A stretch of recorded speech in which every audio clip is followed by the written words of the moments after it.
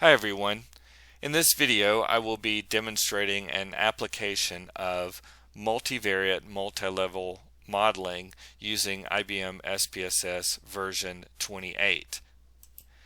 And the demonstration is based in large part off of a presentation from chapter 7 in this text right here, Multi-Level and Longitudinal Modeling with IBM SPSS by Heck, Thomas, and Tabata from 2014. And I would encourage you, if you don't have your hands on a copy of this book, that it would certainly be worth obtaining a copy, and in particular for this presentation, reading up a little bit more based off of the demonstration in Chapter 7, because this presentation is based off the first example in Chapter 7. So before I get started, I do want to mention that underneath the video description you'll find links to the SPSS data files that I'll be working from in this presentation, and you'll also find a link to a supplemental PowerPoint. And so that PowerPoint is designed to give you a little bit more details that you might find useful as you go through this video presentation. So let's go ahead and get started first by kind of talking about the data set that we're working with. And I want to mention right off the bat that in the presentation in Chapter 7 of their text, Heck et al., they don't really spend a lot of time showing you how to kind of restructure the data from a wide format to long format. They do kind of talk about that in Chapter 2 of their text. But what I thought I would do is kind of give you a little bit more real life application where involving some data restructuring before we actually get into the analysis itself. Because really a lot of times the data that we're going to be faced with is going to look more like what I have on my screen right here. So in this data set, what we have is data from a number of individuals or employees who are nested within different work organizations. So in this data set we have this ID variable right here. That's referring to the individual identifier. We have an organizational code indicating what organization a person is a part of. So you can see we've got organization 1, organization 2, and so forth. We've got this RID variable right here, which is actually just kind of a recoding of that ID variable to reflect an organizational identifier within organization. So you can see, for instance, organization 1, we've got persons 1 through 4, organization 2, we've got persons 1 through 4, and so forth. And when we're carrying out our analysis, we're going to be using these two identifier variables rather than the organizational code and ID variables, because the organizational code ID kind of combination tends to increase processing time, and it just takes longer to get things done. So at any rate, we also have at each level, or for each individual, we have an indicator of how they've identified in terms of male or female. We also have the stability variable right here, which reflects kind of longevity or stability at the place of employment. It's coded 0 for less than 5 years and 1 for basically greater than or equal to 5 years. These two variables right here are organizational variables or organizational level variables, and the first one is basically an organizational measure of productivity. So organizational productivity that's been grand mean centered at the organizational level, and then this grand mean centered version of resource allocation right here. So you can see that because these two variables are organizational level variables, they're going to have the same values for all cases associated with a given organization. That's just kind of how it works. Now, the last set of variables that we have right here, these are actually survey items. So you can kind of imagine all of these employees receiving a survey containing items that measure job satisfaction and work performance. So they're self-reported job satisfaction and work performance. So this is a very common way in which you'll see survey data. It's laid out as separate variables in your data set. So because this data set though is in wide format, we're not going to really be able to do anything from our multi-level perspective. What we're going to need to do is to restructure this data set from this wide format into long format. And so to do that, what we'll do is we'll go to Data, go down to Restructure, and we'll use our little data restructure wizard. So it says, what do you want to do? We're going to restructure our selected variables into cases, and we'll click on next, and then it asks how many variable groups do you want to restructure. There's only one variable group that we want to restructure, and that variable group pertains to the survey items. We want to keep everything else constant across rows associated with each individual when the data is in long format. So we're going to click next, and then we're going to move to this little box right here, and we'll go ahead and move these variables, the job satisfaction and work performance. We're going to move all of those over to this box right here where it says variables to be transposed, and then we need to give our variable a target, our target variable a name. So I'm going to call it work, for lack of a better way of putting it. So now when we look at this little drop down, you'll see it says work. So what's going to happen is that when we restructure our data, in the new long format, the work variable is going to contain all the information associated with the individual items, and what we'll have to do is ultimately come up with a way in which to designate those items as measuring either job satisfaction or work performance, but we're not quite there yet. So where it says fixed variables, we're going to move all the variables over that we don't want to restructure. Basically, we just want to copy that information across rows. So we'll move this down to fixed variables right here. We'll click on next, and then it asks how many index variables do you want to create. So what's going to happen is that because we're creating this new variable called work, the index variable is going to index each of these individual items. So that's all that's going on right there, but that's going to be useful later when we end up trying to kind of figure out how to be able to identify the constructs that are being measured, either as job satisfaction or work performance. So we'll click next, and really we can just go ahead and click on finish at this point. And now when we look in our data set, you'll notice that the data doesn't look the same anymore. Now you can see we've still got our ID variable, organizational code, and all that good stuff, but now you'll notice that there was actually a new ID that was generated, which is going to be the same as what we already had right here. It's really no big deal.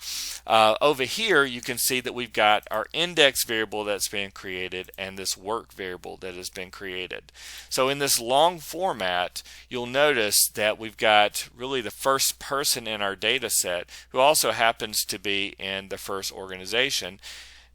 You can see that the data spans 6 rows, and the reason why we have 6 rows of data for person 1 is because person 1 responded to 6 survey items. And you can see over here where it says index 1, we've got the first 6 survey items, and these are the responses to those 6 items.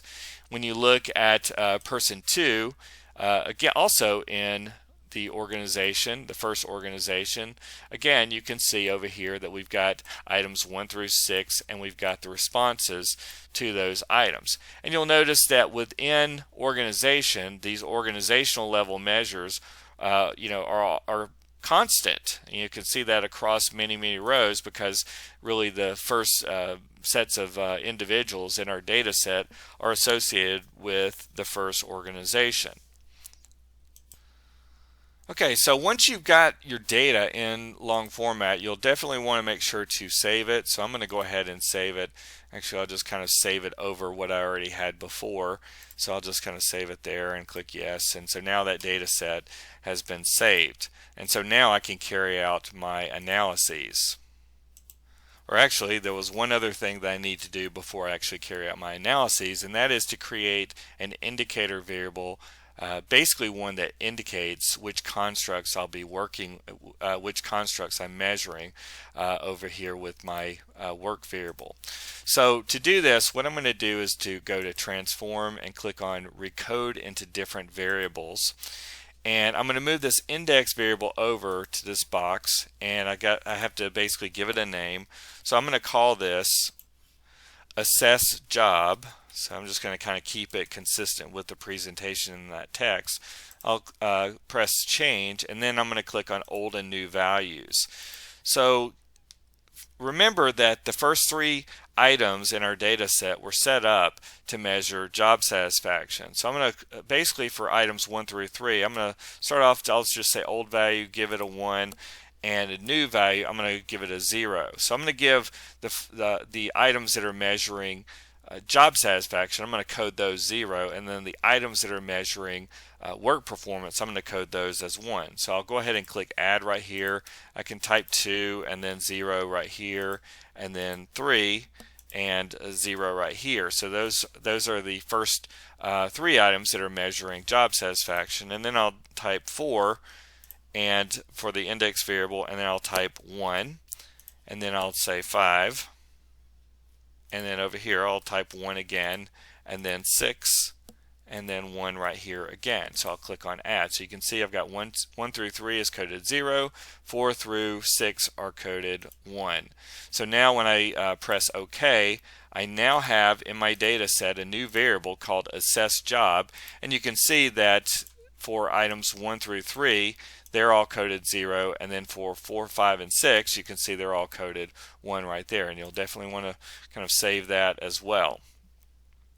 Okay, so at this point now we can carry out our analyses. So the first analysis that we will be carrying out is essentially one to test a null model. Basically, a null model has no predictors in it, and all we're going to be really ascertaining with this analysis is whether there is significant variability in the constructs across individuals and across organizations.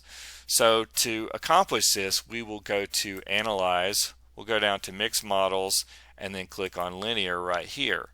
And so when this box comes up, we'll go ahead and move the organizational code variable over, the RID code variable over right there as well. And then where it says repeated, we're going to move this index variable over to this box right here, and just kind of keeping this again consistent with the presentation in the book, we're going to go ahead and utilize a scaled identity, and basically what this is going to do is to estimate a residual variance at level 1. And more specifically, you can think about it as an indicator of error variance associated with the items at level 1. If we utilize a different type of covariance type, such as let's say diagonal, then what that would do is generate basically variances for the measurement errors associated with each individual item. But again, we're going to be following with the presentation in the book, and we're just going to stick with scaled identity, which is going to yield a single variance estimate.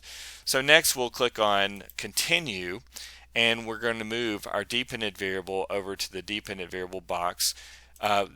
So the variable that we're going to work with is this work variable right here. This is containing the scores on our measure. And just recall that the items are being treated as repeated measurements. So then once we've established that, what we need to do is to be able to identify which items are reflecting job satisfaction and which items are reflecting work performance. So to accomplish that, we're going to take this assess job variable right here, and we'll go ahead and move this over to the factor box. And really quickly, I just want to highlight something. If it bothers you that the work variable, is kind of listed as a nominal variable or ordinal variable, that is not really going to have any effect in the actual analysis itself. If I kind of run the analysis this way, or if I run it and it looks like that it's being treated as a scale variable, it's going to be treated the same way as we run our analysis. So just kind of keep that in mind as we move through. It's the way in which it's scaled is not going to, or how it's being listed in terms of scale is not going to really have that much of an effect as we proceed. So I'm going to click on Fixed right here, and now we have this assess job variable right here. So what we'll do is we're going to click on it and move it over to the add box right here for model. We're also going to click this button right here where it says include intercept. So ordinarily when we're running our analysis, we're going to want to include the intercept in the analysis, but in this case we're going to remove that include intercept option right there, so that when we run our analysis, we're going to end up with an estimate of the true score means for the two constructs.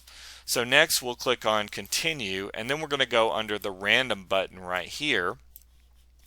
And what we'll go ahead and do is we're going to start by moving the organizational code identifier over to the combinations box. And we're also going to leave unchecked this include intercept right there. So we're going to leave that unchecked at that point. And we're also going to click where it says covariance type, and we're going to select diagonal right there. So what we're going to be doing is estimating the essentially variances for each of the constructs across the organizations when we do this. So that's what we're doing with respect to the covariance type that's given right there. So next we'll click on continue. We'll stick with that. Really what should be happening at this point is that the little next button should highlight, and for some odd reason it didn't. Okay, actually now I know what happened. I forgot to add in the assess job over here, so I needed to move that over there. So now we have everything in place. So sorry about that, guys. Like I said, this gets fairly complex very quickly as you're going through this. So now you can see that our little box next has highlighted. So I'll click next again, and now I'm going to highlight organizational code and this subject identifier and move those over to the combinations box. We're going to move the assess job variable over here as well, the indicator variable, and just as before we're going to leave the include intercept unclicked, and we're going to use our diagonal covariance type right there. So at this point, this is going to allow the constructs to vary across individuals. So essentially we're going to get a variance estimate associated with the individual or person level, and that's level 2 within this particular model. And then we're going to have variance estimates across organizations, and that's level 3. And so that's what's occurring as I've gone through and selected those boxes. So under estimation, we will go ahead and leave this set for restricted maximum likelihood. Again, I'm basically following fairly closely with the presentation in the Heck et al. Book. I can't go over every aspect of the reasoning behind certain choices and so forth, but I am just kind of sticking with that. One of the things you will note if you're reading that 2014 text is that you don't have these degrees of freedom options that are present in the modern SPSS version, but just to keep it consistent, we can click on this residual method, and that's the method that was used in that presentation. So we'll click on continue, and then where it says statistics, I'm going to select parameter estimates for fixed effects, test for covariance parameters, and then also covariances of random effects. And really, to tell you the truth, there's not a whole lot of need for that one right now, but we'll go ahead and select on that. So we'll click through and then on OK to generate our output. So you can see that we have this model dimension table that's giving you kind of a rundown of the number of parameters that are being estimated. You can see that the number of parameters, we have 2 fixed effects, which is basically going to be the grand means for both of the constructs. We're also going to have variance estimates for each of those constructs at the person level and at the organizational level, and then we're also going to have that residual variance at level 1. So all those are going to sum up to 7 parameters that are being estimated for the model. So we're going to go ahead and scroll down and just take a look at our estimates of fixed effects, and you'll see in this table right here, this column that you see right here, these are the estimates for each of the constructs, and you can kind of think about them as the estimated means for job satisfaction and work performance respectively, kind of across organizations, if you will. So the estimated mean is 3.926 roughly for job satisfaction and 3.844 for work performance. And I know that you know there are these significance tests that are given in this particular table, and really these are typically not of any great relevance or help, mainly because they're just basically testing whether these estimates are significantly different from zero, and oftentimes that's not a substantive focus in your analysis. So you can typically just kind of leave those out when you're reporting. Where the significance tests are going to be mattering more is in those cases where you were testing regression coefficients involving the predictor variables. So you'll see down below we have these estimates of covariance parameters. So the variance at level 1, this is it right here. So there's our variance estimate.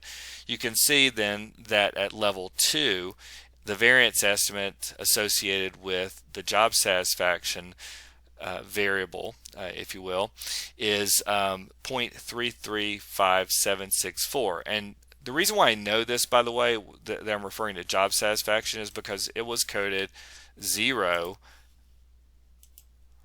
or rather that job assess variable or assess job variable is coded 0 to reflect job satisfaction, and the assess job variable, when it was coded 1, was to reflect the work performance. So that's how I'm getting that, by the way. So that's why I could refer to this mean right here as referring to the mean for job satisfaction, because that coding of 0, and then the mean for work performance because the assessed job variable would be coded 1 right there. So at any rate, these are the variances associated with job satisfaction and work performance respectively, and this is referring to the variance across individuals who are nested within their respective organizations. You can also see that these variance estimates right here, these are at the organizational level. So in other words, we have the variance for job satisfaction across organizations or work organizations, and then the variance estimate across work organizations for work performance. And you can see right over here that we have significance tests for these different variance components. You have a Wald z-test and then p-values that are given right here. And basically what these are used for is for testing whether a variance estimate is significantly different from 0. And quite frankly, there's various suggestions in the literature that perhaps the Wald Z is not exactly the best test option when it comes to testing variance components. But for this demonstration, I'm just going to be focusing in on that Wald Z test, just to kind of show you that as you're looking at this, you can see that it looks like at level 1 as well as levels 2 and 3, our variance estimates are all statistically significant. And in particular, because our variance estimates for our constructs at levels 2 and 3 are significant, then that would basically be an indicator of clustering within our data.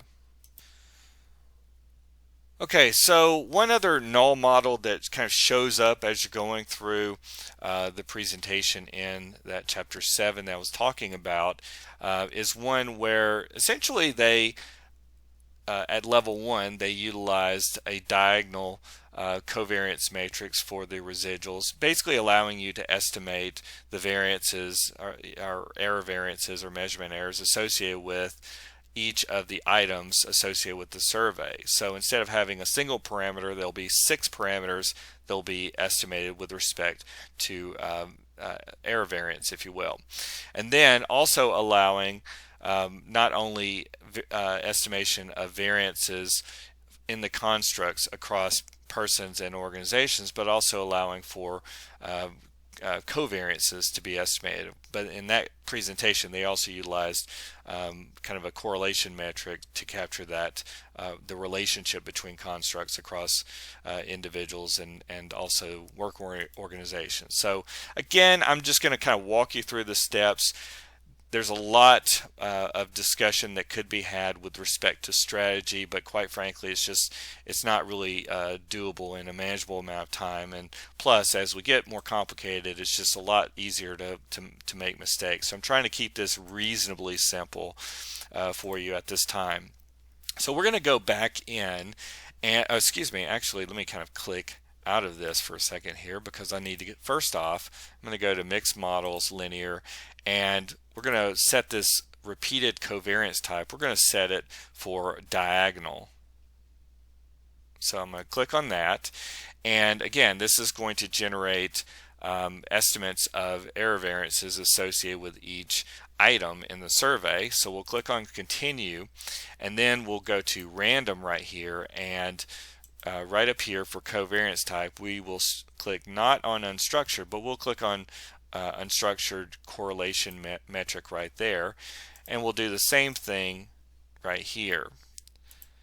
So now when we run our analysis, if I click on continue and then on OK, then what I'll do is I'll get some more information associated with our null model. And just really quickly, you can see that by making those changes, the number of parameters in our model has now increased up to 14. Okay, so you can see that we're still estimating the true score means, if you will, for the two constructs.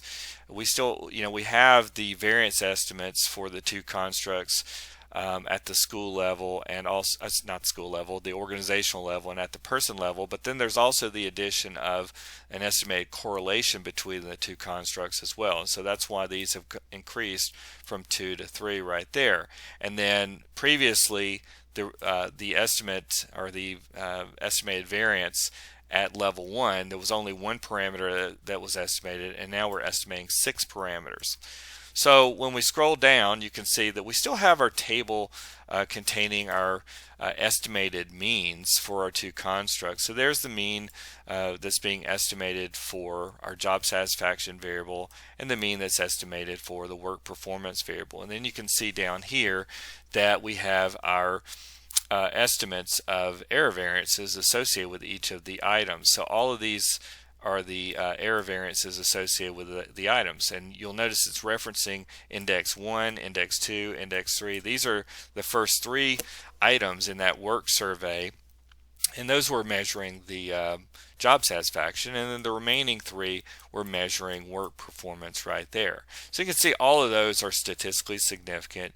You can see too that at the organizational level, there's our first variance and our second variance. So the first variance was associated with our job satisfaction variable, and the second one was for work performance. And then you see that we have a correlation between those two across organizations, which happens to be 0.75, roughly 0.758. So it's a high correlation between the two constructs.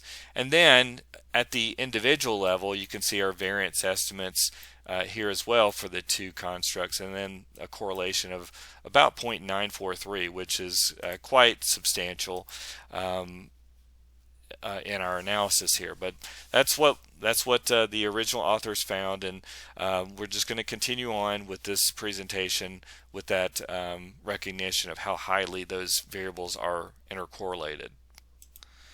So the next analysis that we're going to run involves basically adding in level 2 predictors. So just keep in mind that at level 2, that's the person level in this analysis. So we're essentially going to be trying to predict variation or individual or person level variability on those constructs, and so we're going to be adding in predictors.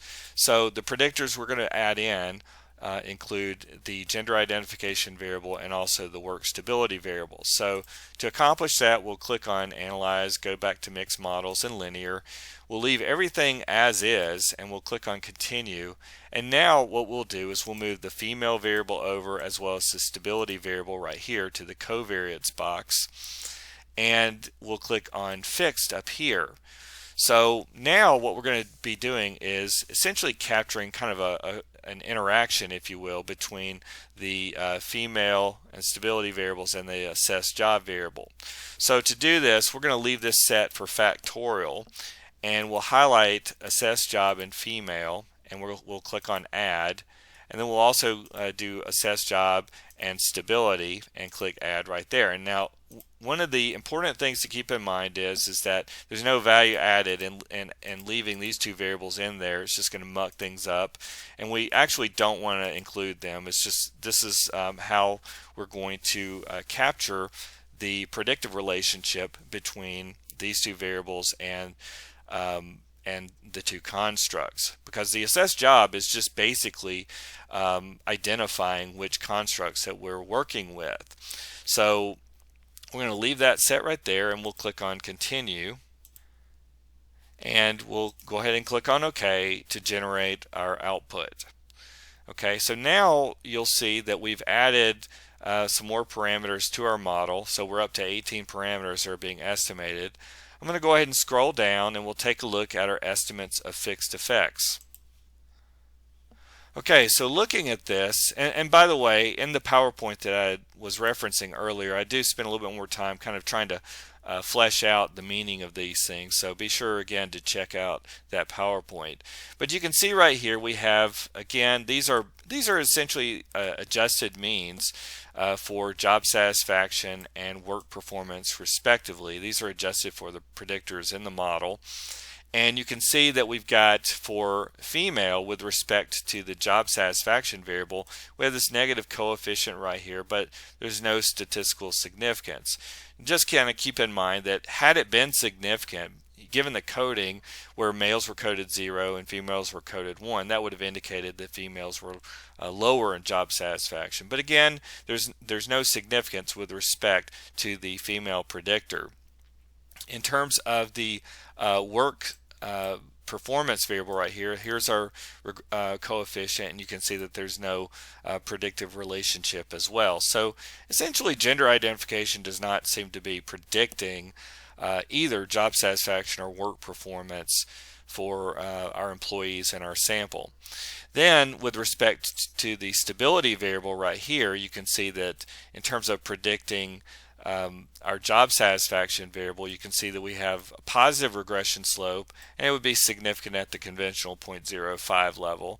And then we also have our stability variable predicting the work satisfaction construct, and you can see we have a positive relationship and we have statistical significance. So it does appear that individuals who have greater longevity or greater stability on the job seem to report greater levels of job satisfaction and greater levels of self-reported work performance.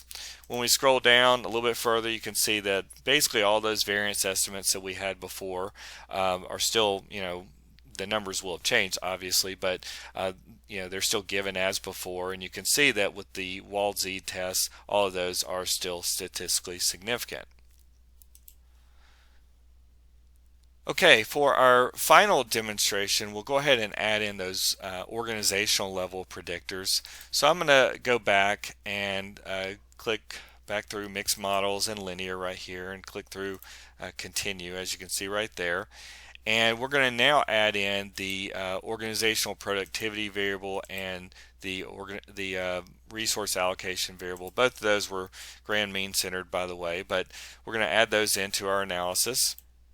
And we're going to click back on fixed right here, and we're going to do the same thing that we did before. So in this case, we're going to take our organizational productivity variable, and we'll have an interaction with this assess job variable right there. We'll click add, and we'll get rid of this variable right there, and then we'll do the same thing with respect to the resources variable. So we'll click add right there, and again we'll lose this variable right there. So we'll go ahead and click on continue, and then go to random right here. And we're actually going to reset the covariance type, mainly because the authors had discovered that running the analysis with these additional variables in it, using the correlation metrics right here, this would actually result in a model that would not converge. So they went ahead and went with unstructured. So I'm going to do the same thing right here. So we'll do it. That's under random effect 2 of 2, and we'll do the same thing under 1 of 2 right there. So at this point we'll click on continue, and then we're going to also go under estimation right here, and we're going to click on maximum likelihood, leave it set for residual method. And in the textbook, or in their chapter, the reason why they did this was because they actually were doing some model comparisons involving the fixed effects. Again, I'm just trying to kind of keep the output and everything consistent. Ordinarily, if we weren't going to be doing any those kind of comparisons like with the fixed effects, then in that particular case, we could have stuck with the restricted maximum likelihood method. But again, I'm mainly trying to kind of keep everything consistent. So if you do happen to go back and read the chapter and you're trying to kind of figure out why there's some differences, I'm trying to prevent that from actually happening. So that's why I've gone ahead and just stuck with the maximum likelihood using the residual method, as you see right here. So we'll go ahead and click on continue now and then on OK to generate the results for this last model that we're basically running. So we'll go ahead and scroll down, and you can see with our estimates of fixed effects we have a lot of effects that are represented in that table. So as you're looking at this table, you can see that we have, here again we have essentially our adjusted means, basically means for our job satisfaction and work performance variables that are adjusted for the predictors that are in the model. And as you can see, going back and looking at the effect of gender identification on job satisfaction and on work performance, you can see both of these are the coefficients right here, and you can see that there's no significant relationship between gender identification and satisfaction or work performance. Then the other level 2 predictor of stability, you can see right here with respect to job satisfaction and work performance right here, you can see that both of these coefficients are positive, and we have statistical significance, which are indicating that once again individuals who tended to have greater longevity or stability at their place of employment tended to report greater job satisfaction and greater work performance. Then when we look at the productivity variables right here, these are organizational level variables. So you can see in both of these cases, organizations that have greater levels of productivity also tended to have employees reporting greater levels of job satisfaction and work performance, and that's evidenced by the positive regression slopes that you see right here, and you can see that both of those are statistically significant.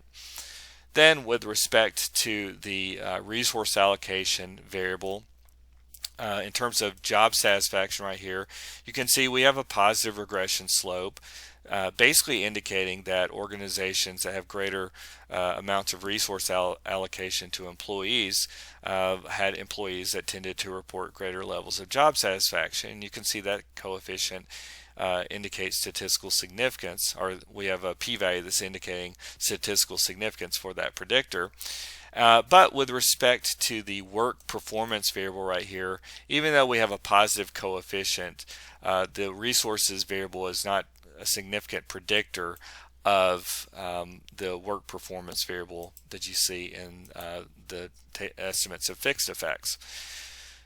Once again, just kind of scrolling down, you can see our table containing covariance parameters. As noted before, we have the variances for the items all at level 1, or error variances all at level 1, or estimated error variances. You can see that we have our unstructured covariance matrix at the organizational level and also at the person level. If we look at the person level, the 1-1 is referring to essentially the first predictor, which was our gender identification variable, and so the variance across individuals right here we have significance. The 2-2 right here is referring to the well, right here we're talking about the variance related to whoops, there was a little bit of an error right there. My brain was thinking in terms of slopes instead of really thinking about our measurements related to those constructs. So let me try this again here. So this 1-1 right here is referring to, and this estimate right here is referring to the variance at the person level pertaining to job satisfaction, and then we have the variance related to work performance across individuals, and then this is the covariance right here between those two constructs. So that's at the person level. You can see that all of those estimates are statistically significant. Then with respect to the organizational level, again, the variance with respect to job satisfaction, that's significant. Then you can see the variance with respect to work performance is significant, and then the covariance between those two constructs would be significant as well. Okay, so that is going to pretty much wrap up this video presentation in relation to that example I was telling you about in Heck et al.'s Chapter 7. Like I said, there's a lot of kind of moving parts associated with this type of analysis, and this is definitely not something that you're going to get down pat just by watching a couple of videos. So I would strongly encourage you to try to read up on these multi-level models. This was just to give you one demonstration of a multivariate multi-level model. So hopefully you found this useful, and I appreciate you watching.